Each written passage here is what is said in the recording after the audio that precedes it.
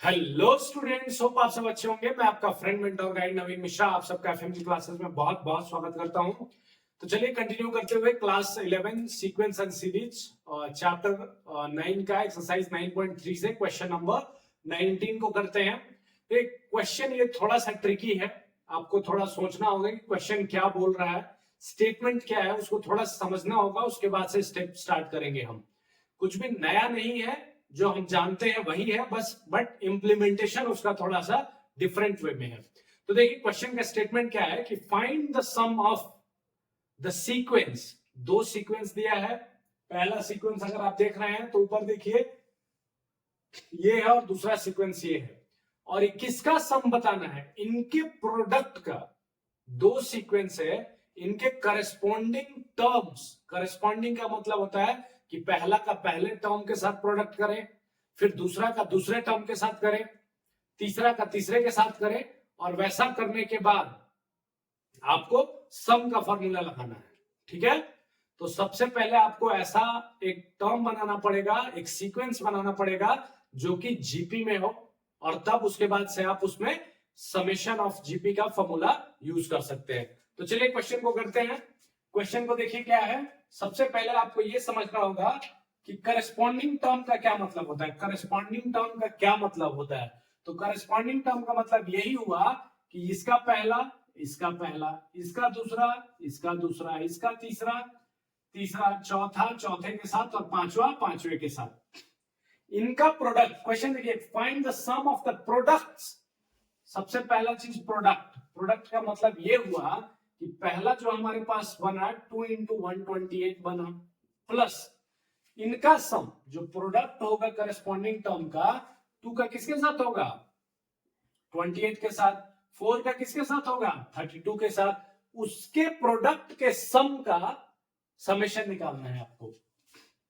तो 4 दूसरा टर्म किसके साथ जाएगा 32 के साथ जाएगा, प्लस 16 किसके साथ जाएगा 8 के साथ जाएगा, प्लस 16 के बाद 32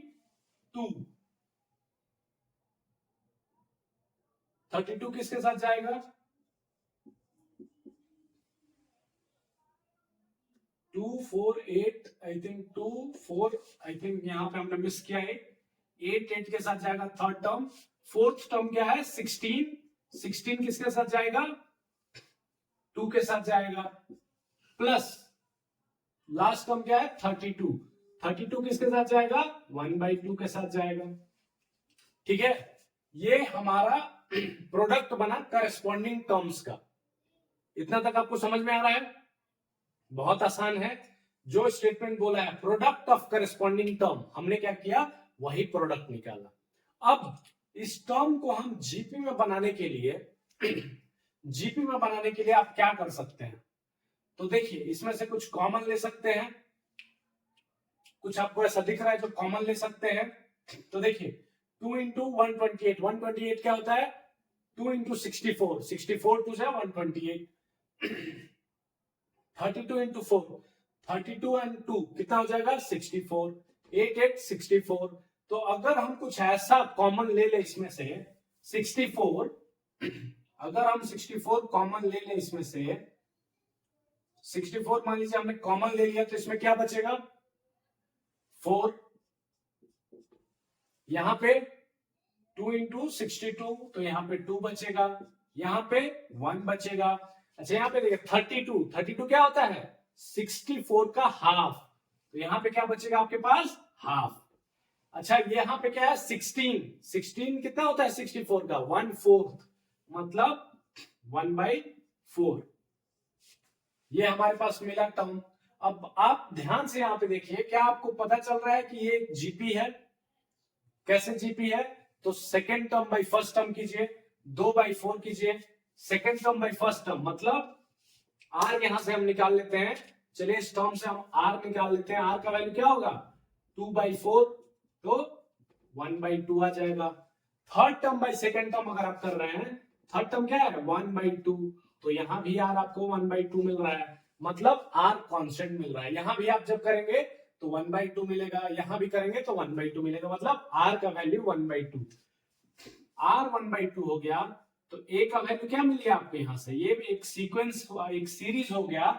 तो जब सीरीज हो गया तो आपको यहाँ से ए का वैल्यू 4 मिल गया, आर का वैल्यू आपको 1/2 मिल गया। तो क्या हम अब यहाँ पे जीपी का फॉर्मूला यूज कर सकते हैं, sum of GP. Sum of N term of GP क्या होता है, ए आर 1 से छोटा है, इसलिए हम क्या करेंगे 1 minus R to the power N divided by 1 minus R. ठीक है।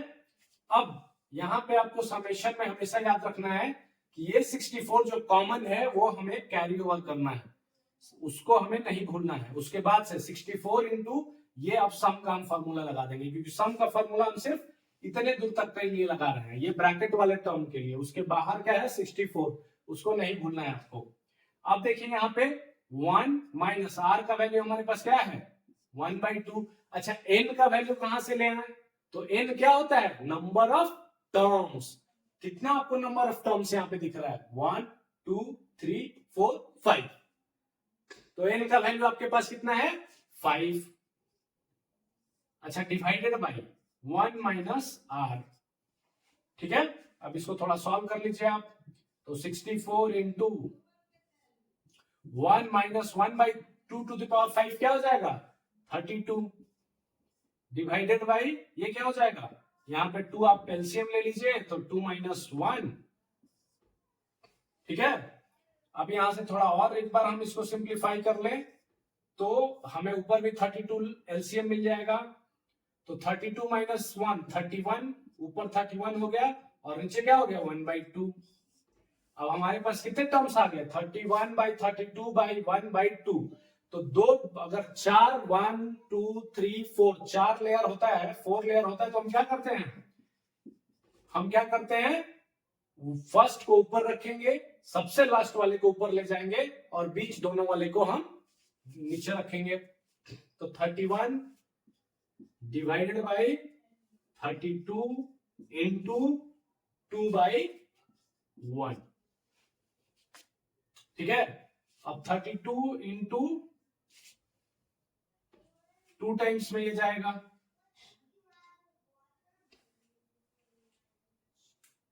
कहीं हम लोग कुछ मिस्टेक तो नहीं कर रहे हैं। अच्छा यहाँ पे ए का टर्म हमने मिस किया है। यहाँ देखिए ए जो हमारे पास 4 है, हमने यहाँ पे ए को मिस किया है। ठीक है। ए जो था ए का हमने वैल्यू ही नहीं रखा, हमने 64 इंटू ए के जगह कुछ रखा ही नहीं, तो जो हमने मिस किया था इंटू ये ए का टर्म 4 हो जाएगा।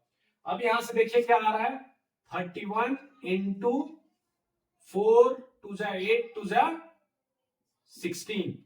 तो Sn का वैल्यू यहां से कितना आ जाएगा 16 1 जा 16 और 16 3 जा 48 और 1 49। सो आपका Sn का जो वैल्यू आ गया summation of the terms of GP Sn is 496। Overall एक बार मैं फिर से आपको समझाता हूं क्वेश्चन बोलना क्या चाह रहा था। क्वेश्चन में आपको गिवन है दो सीक्वेंस गिवन है और आपसे बोला जा रहा है कि दोनों सीक्वेंस का जो करस्पॉन्डिंग एलिमेंट है उसके प्रोडक्ट का आप सम निकालिए। तो उसका प्रोडक्ट हमने सबसे पहले उसका प्रोडक्ट बनाया करस्पॉन्डिंग एलिमेंट के साथ मल्टीप्लाई करके और फिर उसको हमने सम किया। अब समेशन के लिए हमारे पास दो मेथड है, एक नॉर्मल अरिथमेटिक मेथड और दूसरा क्या है हम ज्योमेट्रिक प्रोग्रेशन के थ्रू भी बना सकते थे। तो हमने देखा कि जो टर्म आ रहा है वो ज्योमेट्रिक प्रोग्रेशन को फॉलो कर रहा है, तो ज्योमेट्रिक प्रोग्रेशन को फॉलो कर रहा है तो हमारे पास ए मिल गया, आर मिल गया, एन नंबर ऑफ टर्म मिल गया 5। तो फाइनली हमने सबका वैल्यू इक्वेशन में रखा और फाइनली हमारा आंसर कितना आया 496। होप आप सबको समझ में आया होगा। Thank you so much.